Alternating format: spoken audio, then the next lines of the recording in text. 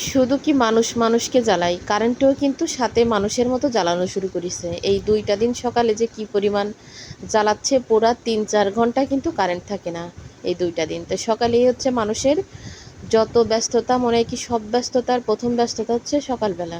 তো সেই সকালেই যদি 3-4 ঘন্টা কারেন্ট না থাকে, কেমনটা লাগে বলেন।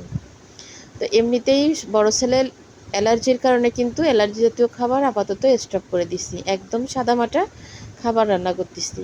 আর সেইখানে ছিল আজকে ছোট ছেলের পরীক্ষা, প্রথম পরীক্ষা শুরু। আলহামদুলিল্লাহ, সবাই দোয়া করবেন আমার ছেলের পরীক্ষাটা যেন সুন্দর মতো হয়।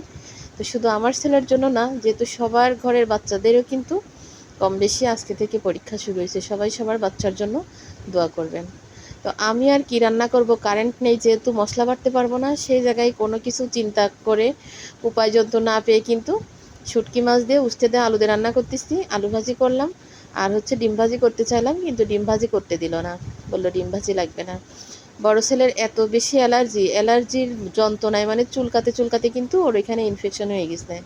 তো ডাক্তারের 2টা পাল্টানো হয়ে গেছে, আবার এই লাস্টেরটা পাল্টাই কিন্তু একটু কমিছে। এই জন্য আপাতত আমি অ্যালার্জি জাতীয় কোনো খাবার ওরে দিচ্ছি না, আমরাও খাচ্ছি না। তার ভিতরে ইলিশ মাছ রান্না করেছি 2 দিন, ওরে কিন্তু দেইনি।